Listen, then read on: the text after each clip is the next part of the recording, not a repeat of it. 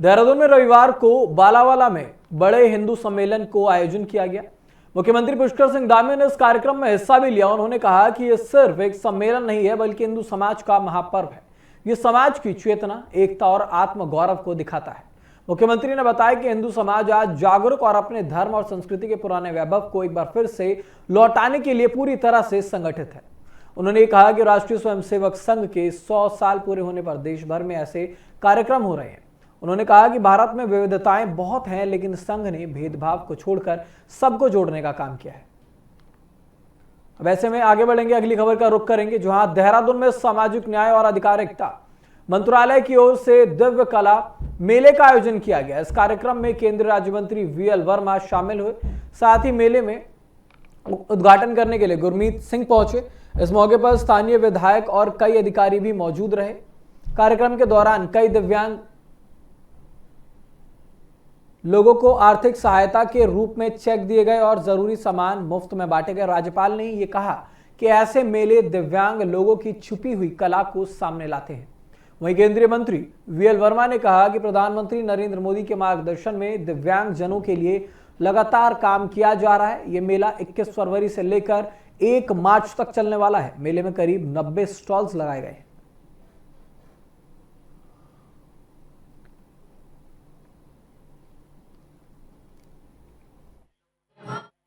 आयोजन करके इसका प्रचार प्रसार होना चाहिए। आप सबको बताइए, आप अपने बंधुओं को, अपने पूर्वजों को, अपने घर में जो मेरा सौभाग्य है कि देवभूमि उत्तराखंड के देहरादून में दिव्य कला मेले का आयोजन हो रहा है और ये 1 मार्च तक चलने वाला है। ऐसे दिव्य कला मेले हम पूरे देश भर में इससे पहले भी 29 लगा चुके हैं। दिव्यांगजनों के जीवन में कैसे उनका कॉन्फिडेंस लेवल बढ़े, कैसे उनका जीवन सरल और सहज बने, इसके लिए उन्हें साहित्यपढ़ देने से लेकर के उनके अंदर जो दिव्यता है, जो वास्तव में उनके अंदर हुनर है, योग्यता है, उसके अनुसार वो चीज़ों को बनाते हैं, उत्पाद बनाते हैं। उनके लिए एक इस प्रकार के मेलों के माध्यम से कैसे उनका प्रमोशन हो। और मैं कह सकता हूँ आदरणीय प्रधानमंत्री मोदी जी लगातार जब से इस देश के प्रधानमंत्री बने हैं, उन्होंने कहा था कि सबका साथ, सबका विकास और सबका विश्वास इस देश के विकास में सभी का सामूहिक प्रयास। इस करोड़ों की तादाद में दिव्यांगजन भाई बहन भी हैं जो वास्तव में इनके सशक्तिकरण के लिए जितना होना चाहिए था 2014 से पहले हुआ नहीं। मानते हैं आप इसको? सचमुच आज का दिन बहुत सौभाग्यशाली दिन है। आपने कहा इम्पोर्टेंट, मैं तो इसको एक आत्मिक स्तर पर देखता हूँ। ये एक बहुत सोलफुल दिन रहा है। आज देहरादून के अंदर में हमारी मिनिस्ट्री ने बहुत सुंदर तरीके के साथ में 30th संस्करण जो दिव्य कला। खबरों में आगे बढ़ेंगे। हरीश रावत के मौन पर भारतीय जनता पार्टी के तंज ने सियासी माहौल गर्म कर दिया है। पूर्व मुख्यमंत्री और कांग्रेस के वरिष्ठ नेता हरीश रावत 25 फरवरी को गांधी पार्क देहरादून में 1 घंटे का मौन रखेंगे। उनका कहना है कि गांव, खेतों और मलिन बस्तियों में राजस्व का दर्जा और मालिकाना हक देने के पहले लिए गए फैसलों के बावजूद लोगों को बेदखल किया जा रहा है। इसी मुद्दे का विरोध करने को लेकर शांतिपूर्ण तरीके से विरोध करने की बात की गई है। इस पर भाजपा ने अब तंज कसा है। भाजपा प्रदेश अध्यक्ष महेंद्र भट्ट ने यह साफ कहा कि हरीश रावत कांग्रेस के वरिष्ठ नेता हैं, लेकिन जब पार्टी में उनकी बात नहीं सुनी जाती तो उन्हें मौन रखना पड़ता है। जनता ने भी कांग्रेस को मौन कर दिया है। भाजपा हरीश रावत के मौन का स्वागत करती है। सबकी नजरें इसी पर टिकी है कि इस मौन कार्यक्रम का आगे अब क्या असर होने वाला है।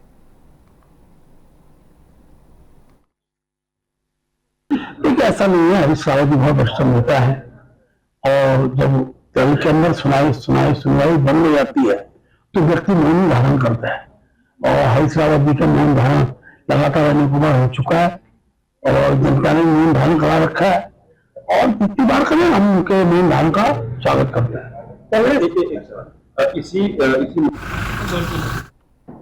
तो इस पूरे मामले पर ज्यादा जानकारी के लिए पुष्कर सिंह नेगी हमारे साथ देहरादून से हमारे ब्यूरो चीफ जुड़ चुके हैं। पुष्कर, सबसे पहले आपसे ये जानना चाहेंगे कि ये जो मौन रखा जा रहा है इसके पीछे की वजह क्या है?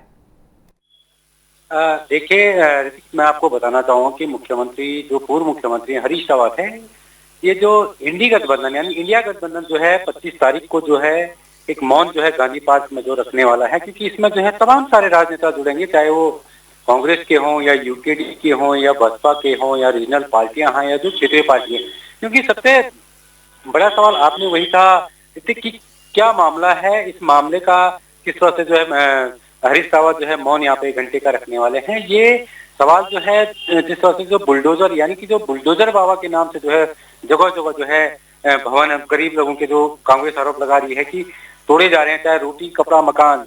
एक गरीब आदमी को तीन चीज चाहिए, रोटी चाहिए, कपड़ा चाहिए और मकान चाहिए। तो इसको लेकर जो विकास कार्य जो है देहरादून में होने हैं या उत्तराखंड के जो 13 के 13 जिलों में होने, इसको लेकर जो है जिस तरह से उत्तराखंड सरकार जो है बुलडोजरों के थ्रू जो है मकानों को तोड़ी है या दुकानों को तोड़ी है, तो इसको लेकर जो है मुख्यमंत्री जो पूर्व मुख्यमंत्री हरीश रावत है, इनका मौन व्रत जो है 25 तारीख को यहाँ पर रखा जाएगा। हजारों की संख्या में लोग इसमें जुड़ने की संभावना रहे हैं। पुष्कर मौन रख रहे हैं, लेकिन ऐसे में कई प्रतिक्रियाएं सामने आ रही है। जैसे कि अगर बात करें हम तो भारतीय जनता पार्टी की तरफ से भी तमाम तरीके की बातें निकल कर आ रही हैं कि जब उनकी बात पार्टी में नहीं सुनी जाती तो उसके बाद वो मौन रखना बेहतर समझते हैं, उनके मौन का हम स्वागत करते हैं। लेकिन आपसे जानना चाहेंगे कि अगर हम प्रदेश की बात करें तो वहां पर उत्तराखंड में क्या इस तरीके की कोई गतिविधि है? क्योंकि हमने तमाम जगहों पर देखा है नेता कई सारे ऐसे भी हैं जो नाखुश हैं, तो क्या इस वजह से भी ये सारी चीज होती हैं जो ये भाजपा की तरफ से प्रतिक्रिया आ रही है मौन होने की वजह?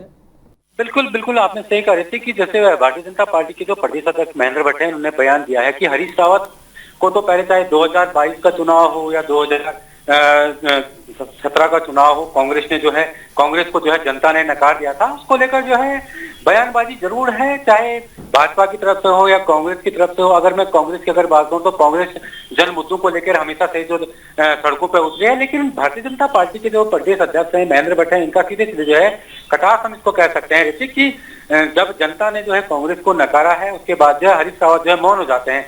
यानी कि 2027 आने वाला है, यानी 2027 में चुनाव होना है, तो चुनाव को लेकर जिस वजह सरगर्मियां जो उत्तराखंड में देखने को मिली है, बिल्कुल। तो 2027 की पटकथा लिखने की शुरुआत अभी से कर चुके हैं। ठीक है, बहुत धन्यवाद आपका तमाम जानकारी के लिए पुष्कर। तो हरीश रावत के 25 तारीख को मौन रखने की बात पर भाजपा की तरफ से कई प्रतिक्रियाएं भी सामने आई है। खबरों में अब आगे बढ़ते हैं। नैनीताल जिले के भीमताल से खास खबर सामने आ रही है, जहां पर विराट हिंदू सम्मेलन 2026 का भव्य आयोजन किया गया है। वहीं धर्म और आस्था का खास माहौल भी यहां देखने को मिला। सुबह कैचुला देवी मंदिर से मातृशक्ति ने कलश यात्रा निकाली। पारंपरिक कपड़ों में सजी महिलाओं ने भक्ति गीतों और जयकारों के साथ नगर के मुख्य मार्गों से होते हुए रामलीला ग्राउंड मल्ली ताल तक यात्रा निकाली है। रास्ते में लोगों ने पुष्प वर्षा करके स्वागत किया। इसके बाद सम्मेलन का शुभारंभ हुआ। इस मौके पर गौरांगी जी महाराज का सहयोग मिला। उन्होंने युवाओं से धर्म और संस्कृति से जुड़ने की अपील की है। वहीं नैनीताल के मंगोली में भी, जहां पर स्वामी सच्चिदानंद पहुंचे, ग्रामीणों और संगठनों ने उनका भव्य स्वागत किया। उन्होंने कहा कि देवभूमि का हर हिंदू जाग चुका है और मातृशक्ति की भागीदारी सबसे बड़ी ताकत है। उत्साह देखने को मिल रहा है। आज दिख रहा है कि देवभूमि का हर हिंदू जग गया है। सबसे बड़ी जो हमें शक्ति देखने को मिल रही, मातृशक्ति दिख रही है कि मातृशक्ति अपनी बेटियों को, बच्चों को लेकर हिंदू सम्मेलन में पहुंच रहे हैं। हमें जो संदेश देना था, वो देश का संदेश, हम सबका संदेश जो है वो हमारी बहन बेटियों के पास पहुंच रहा है, हमारे नौजवानों के पास पहुंच रहा है। और जो उत्साह देखने को मिल रहा है, जिस तरीके से आज हमने यहाँ पर देखा कि मातृशक्ति गाँव में घूम घूम कर हर महिला को, बच्चों को निकाल कर लाए हैं, वास्तव में ये एक ऐतिहासिक कदम साबित हुआ। ये पूरे भारत में हमारा जो है 1 लाख सम्मेलन तय हुए हैं। पूरे भारत के अंदर 100 वर्ष राष्ट्रीय स्वयंसेवक संघ के पूर्ण के इसमें किए जा रहे हैं। 100% आदमी आया ही था। 100 में से 70% आदमी आया था और उसमें से 50% महिलाएं थी। ये आप सब लोग देख जो अभी इधर को सब लोग अभी भोजन कर रहे हैं। 70% में से 50% महिलाएं आई थी और पूरे जोश के साथ हमारा कार्यक्रम हुआ। पूरे युवाओं ने, महिलाओं ने, मातृशक्ति ने तो बढ़ चढ़कर इसमें भाग लिया और अपना आशीर्वाद सभी को दिया। रुक करेंगे देहरादून की खबर का, जहां पर 2027 के विधानसभा चुनाव को लेकर यहां पर भारतीय जनता पार्टी तैयारियों में जुटी हुई है। वहीं टिकट बंटवारे को लेकर बड़ा बयान भी ऐसे में सामने आया है। भाजपा के प्रदेश अध्यक्ष महेंद्र भट्ट ने साफ कहा है कि जिन कार्यकर्ताओं को प्रदेश सरकार में दर्जाधारी राज्य मंत्री की जिम्मेदारी दी गई है, उन्हें फिलहाल विधायक का टिकट नहीं दिया जाएगा। इस बयान से उन नेताओं और कार्यकर्ताओं को बड़ा झटका लगा है जो विधानसभा चुनाव लड़ने की उम्मीद लगाए बैठे हुए थे। हालांकि चुनाव अभी दूर है, ऐसे में आगे पार्टी का रुख क्या रहेगा ये देखना बेहद दिलचस्प होगा। फिलहाल इस बयान के बाद प्रदेश की राजनीति में हलचल तेज है। भी हमारी पार्टी के कार्यकर्ता है और चुनाव में क्यों जीत देखी जाती है और जीत को आधार बनाकर ही टिकट दिए जाते हैं। आज हमने सभी दायित्व पूछा कि है कुछ सब लोग पार्टी को जिताने के लिए काम करें और अपने क्षेत्र में पार्टी को मजबूत करने के लिए काम करें, ये दृष्टिकोण था। और अंत जगत का आधार तो जीत ही होता है, जीत के आधार पर ही हम टिकट देते। तो खबर नैनीताल से है, जहां पर सरोवर नगरी नैनीताल में होली का उत्सव जोरों शोरों से मनाया जा रहा है। पुरुषों की बैठकी होली के बाद अब महिलाओं की होली का रंग देखने को मिल रहा है। नगर की महिला संगठन लेक सिटी वेलफेयर क्लब द्वारा आयोजित होली में महिलाओं की होली के गीतों पर झूमती हुई नजर आई हैं। इस दौरान फागोत्सव का भी एक खास रंग देखने को मिला है। महिलाएं होली के गीतों और नृत्य के साथ पूरे उत्साह में सराबोर थी। महिला होलियार दीपा पांडे, इन्होंने बताया कि साल भर उन्हें होली का इंतजार रहता है। ये त्योहार न केवल मस्ती का मौका देता है बल्कि संस्कृति के प्रचार प्रसार में भी महिलाओं मुख्य भूमिका इसमें निभाती हैं। उन्होंने कहा कि ऐसा करने से अपनी आने वाली पीढ़ी अपनी संस्कृति से रूबरू होती है और इसे आगे बढ़ा सकती है।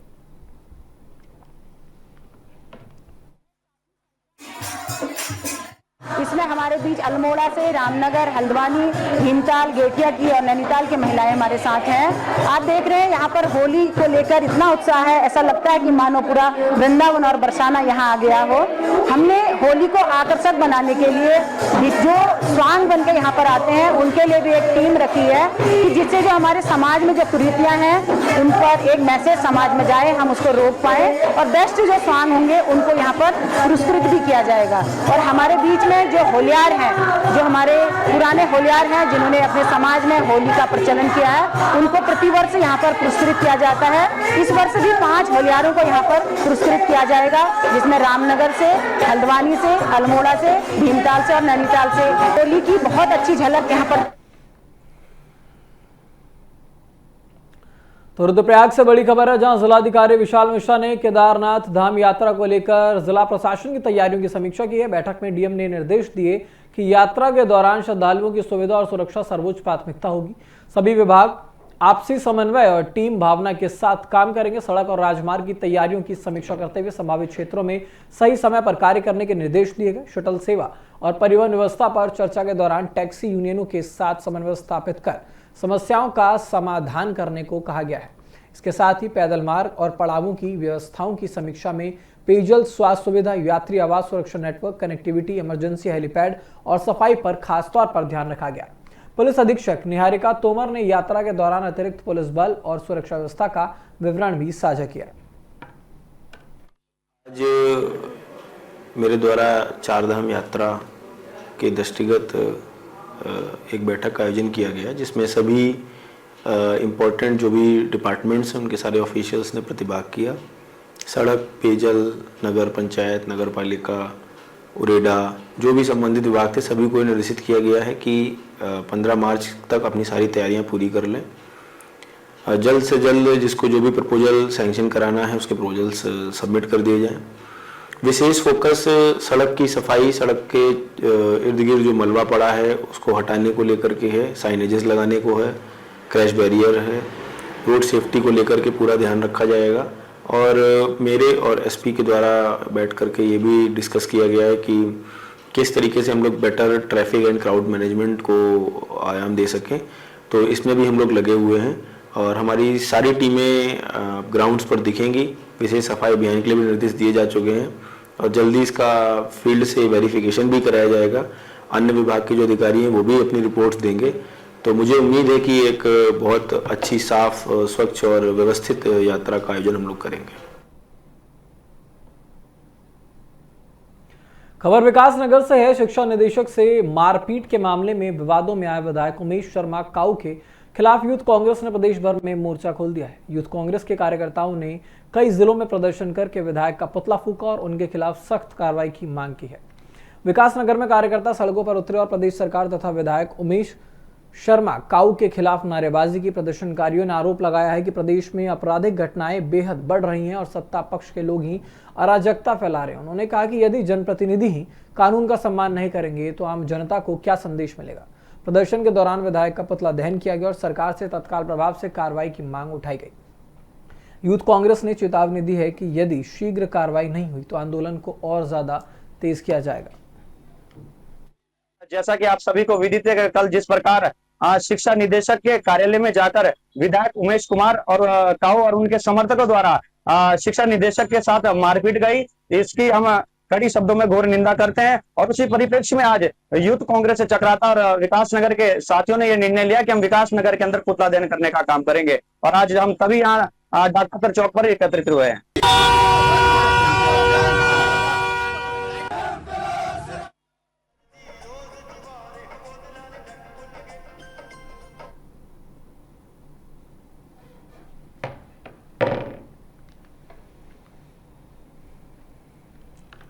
तो यूथ कांग्रेस ने विधायक का पुतला फूका है। विकासनगर की खबर आपको बता रहे हैं, जहां पर जोरदार प्रदर्शन हुआ है।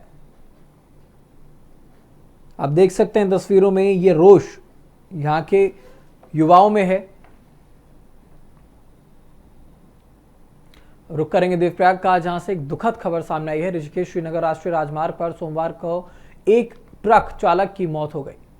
जानकारी के अनुसार 23 फरवरी 2026 के सुबह लगभग 3 बजे पहाड़ी से भारी मलबा और बड़े पत्थर गिरने लगे। इस दौरान वहां से गुजर रहा ट्रक चपेट में आ गया।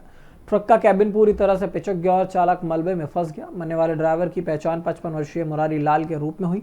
सूचना मिलते ही एसडीआरएफ की टीम उप निरीक्षक सवार सिंह नेगी के नेतृत्व में घटनास्थल पर पहुंची। अंधेरे और लगातार गिरते हुए पत्थरों के बीच टीम ने मलबे के अंदर फंसे हुए ट्रक का कैबिन काटकर चालक का शव बाहर निकाला। एसडीआरएफ इंस्पेक्टर कविंद्र साजवान ने बताया कि शव को पुलिस ने अस्पताल की मॉर्चरी में रखा हुआ है और जिला प्रशासन जेसीबी से मलबा हटाकर मार्ग खोलने में जुटा है।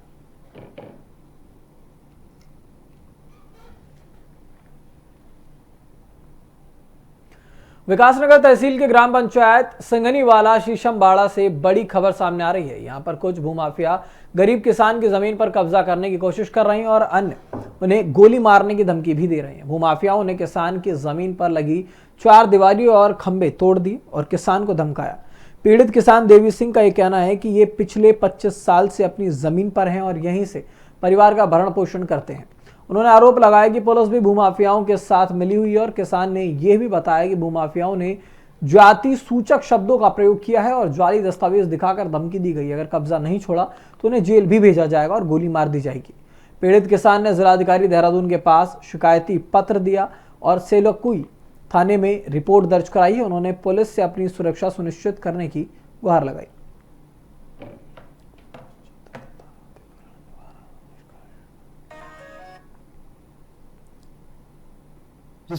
26 साल की होगी और उसमें मेरा कमारा खा रहा हूँ और अपने बच्चों को जो है ना इसमें जगह खाने के लिए है जी।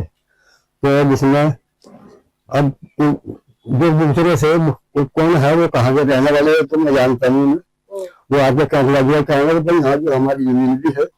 हमने कहा तुम्हारी जमीन है तो पटवारी बुला करके जो है तो उसको जो है ना बेल करवा रहे जहाँ भी होगी। अब उन्होंने क्या काम करा मतलब कुछ करते थे तो खाना को नदी उठा कर माल लेके बुला दिया खाने में और यहाँ पीछे जो है आए तो ये कुंटा छोड़ दिए।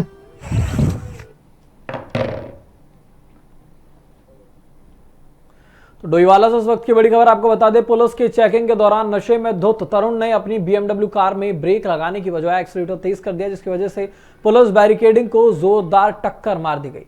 पुलिस ने रईसजादे को रोकने की कोशिश भी की लेकिन उसने अपनी BMW को पीछे लेते हुए चेकिंग कर रही टीम पर चढ़ा दिया और इस घटना में सब इंस्पेक्टर रघुवीर सिंह गंभीर रूप से घायल हो चुके हैं। कोतवाल प्रदीप राणा ने तुरंत दोनों घायलों को जॉली ग्रांट हॉस्पिटल पहुंचाया, जहां उनका इलाज जारी है। पुलिस ने तरुण को गिरफ्तार किया और मेडिकल जांच में नशे में होने की पुष्टि की गई। तरुण के खिलाफ संबंधित धाराओं में मुकदमा दर्ज करके कोर्ट के आदेश पर जेल भेज दिया गया।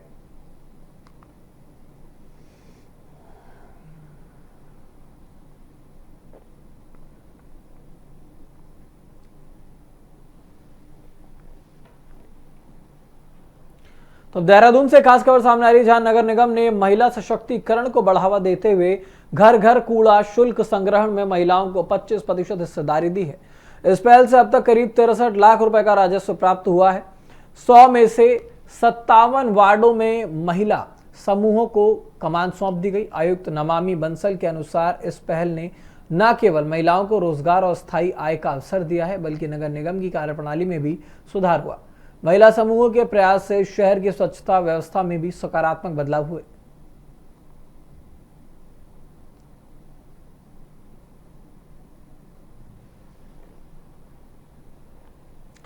तो देहरादून से एक खबर सामने आई है, जहां पर दून पुलिस ने अकेले रह रहे सीनियर सिटीजनों के घर जाकर उनकी कुशल क्षेम ली। एसएसपी देहरादून के निर्देश पर पुलिस ने बुजुर्गों से मुलाकात की और उनकी समस्याओं को सुना। पुलिस ने हर संभव सहायता का भरोसा दिया है और साइबर क्राइम से बचाव के लिए जागरूक किया। थाना प्रेमनगर पुलिस ने सीनियर सिटीजनों को पुलिस अधिकारियों के मोबाइल नंबर भी उपलब्ध कराया, ताकि ये जरूरत पड़ने पर वो तुरंत संपर्क कर सके। बुजुर्गों ने पुलिस की इस पहल की सराहना की और आशीर्वाद दिया।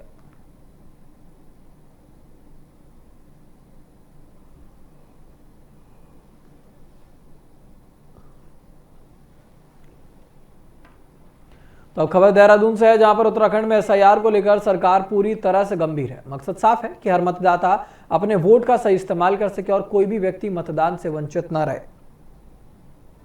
इसको लेकर तैयारियां अब तेज कर दी गई और लगातार काम चल रहा है। राज्य निर्वाचन आयोग ने सभी राजनीतिक दलों को बीएलए की 100% तैनाती सुनिश्चित करने के निर्देश दिए। इस काम से इसमें भारतीय जनता पार्टी के प्रदेश संगठन महामंत्री ने जानकारी दी है कि आयोग की गाइडलाइन जारी होने के बाद हर विधानसभा क्षेत्र में BLA 1 की नियुक्ति कर दी गई है। उन्होंने बताया कि BLA 2 की नियुक्ति का काम भी ज्यादातर क्षेत्रों में पूरा हो चुका है। कुछ जगहों पर मोबाइल नंबर और फोटो के मिलान में दिक्कत आने से थोड़ी देरी हो रही है। इसको लेकर पार्टी कार्यकर्ताओं को जरूरी निर्देश दे दिए गए हैं। उन्हें भरोसा दिलाया है कि बाकी बचे हुए क्षेत्रों में भी जल्द ही BLA 2 की नियुक्ति पूरी कर ली जाए।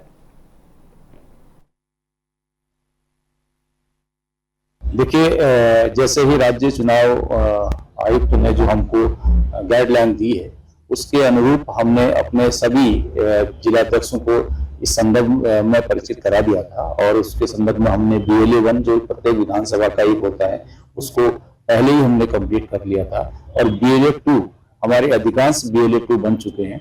जहां पर नहीं बने हैं तो वहां पर उनकी फोटो और उनके कहीं पर मोबाइल नंबर मिसमैच हो गया था, तो उसके कारण से नहीं बनी है। भारतीय जनता पार्टी शीघ्र ही 100% अपने BLA 2 बनाने में सफल होगी। इसके लिए हमने सभी कार्यकर्ताओं को निर्देशित कर दिया है।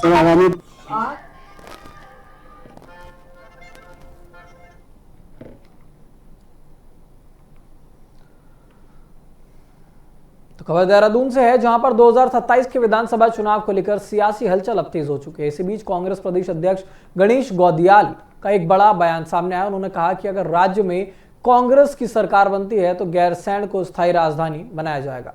साथ ही वहां एयरपोर्ट का निर्माण करके उसे हवाई सेवा से जोड़ा जाएगा। गणेश गौदियाल ने कहा है कि कुछ लोग गैरसैंण में सुविधाओं की कमी की बात करते हैं, लेकिन कांग्रेस सरकार के समय वहां पर जरूरी बुनियादी काम किए गए हैं। उनका कहना है कि राजधानी बनने के बाद वहां एयरपोर्ट बनाना संभव है। उन्होंने बताया कि इसको लेकर उन्होंने एक पायलट से भी बात की है। 180 सीट वाले विमान के लिए कितनी लंबाई का रनवे चाहिए, इसकी जानकारी ली गई है। उसका दावा है कि दूधातोली क्षेत्र में इसके लिए पर्याप्त जमीन उपलब्ध है। अब देखना होगा कि चुनावी माहौल में ये मुद्दा कितना असर डालता है। सुविधाओं का इतना विकास वहां पर हो चुका है। मेरी इस बात को मतलब ये अडिग है कि सत्ता आएगी तो गैरसैंण को स्थायी राजधानी बनाया जाएगा। इसमें कोई किंतु परंतु नहीं है और हम इसको आगे बढ़ाएंगे। बतेरे हमारे साथी इस बात को कहते हैं, दो बातें कहते हैं। एक तो कहते हैं कि वहाँ पर आधारभूत सुविधाओं का विकास करना होगा, तो आधारभूत सुविधाओं का इतना विकास वहाँ पर हो चुका है कांग्रेस की सरकारों में कि हम राजधानी वहाँ से चला सकें। दूसरा जो आगे जैसे बातें होती है कि भाई वहाँ पर एयरपोर्ट की कनेक्टिविटी नहीं है, मैंने उसके लिए भी एयरपोर्ट की कनेक्टिविटी के लिए भी वहाँ 2-3 जगहों पर मेरे दिमाग में बात है, हमारे अन्य साथियों के दिमाग में बात है। एक तो वहाँ पर चौखुटिया के पास एक जगह है जिस पर कि एयरपोर्ट बन सकता है। खबर देहरादून से है, जहां पर पीआरडी जवानों की नौकरी को लेकर बड़ी चिंता सामने आई है। इस मामले पर पीआरडी जवानों की ओर से एक प्रेस वार्ता आयोजित की गई। प्रदेश संयोजक प्रमोद मंदवाल ने कहा कि उत्तराखंड राज्य बने 25 साल हो चुके हैं, लेकिन पीआरडी जवानों की स्थिति अभी भी स्पष्ट नहीं है। उन्हें पूरे साल नियमित नौकरी नहीं मिलती। जब सरकार को जरूरत होती है तभी उन्हें ड्यूटी पर बुलाया जाता है। इसको लेकर उन्होंने कहा कि इसका निराकरण जल्द से जल्द किया जाए। आज 25 साल उत्तराखंड को बने हो गए हैं, लेकिन पीआरडी की स्थिति जस की तस बनी हुई है। इसमें 365 दिन का रोजगार तो है ही नहीं। कुछ जवानों को जो है कि जरूरत सरकार की पड़ने पे जब इनको जरूरत पड़ती तब तक इनको बुला देते हैं, उसके बाद इनको घर बिठाया जाता है। बड़ा दुखदायी विषय है कि उत्तराखंड के पीआरडी का जवान 1948 की फोर्स सुभाष चंद्र के बोस के टाइम पे जो है कि ये फोर्स का गठन हुआ था। इसका एक्ट है, नियमावली है, लेकिन अस्थायी विभाग होने के बावजूद भी सरकार ने आज तक इसके लिए ठोस ऐसा ढांचा तैयार नहीं किया कि इनको अस्थायी रोजगार मिले, इनका नियमितीकरण हो। 1968 में होमगार्ड आया था और 2008 में उपनल आया था, और एक ही प्रदेश में समानता और असमानता का भाव है। वही कार्य पीआरडी का जवान कर रहा, वही होमगार्ड, वही उपनल, तो ऐसा सौतेला व्यवहार क्यों? मैं तो सरकार से कहना चाहता हूं कि अगर जल्द से जल्द इनको समान कार्य का समान वेतन नहीं दिया जाता है। फिलहाल मेरे साथ इस बुलेटिन में इतना ही। आप बने रहें देश दुनिया की तमाम खबरों के लिए सिर्फ न्यूज़ टीवी इंडिया पर।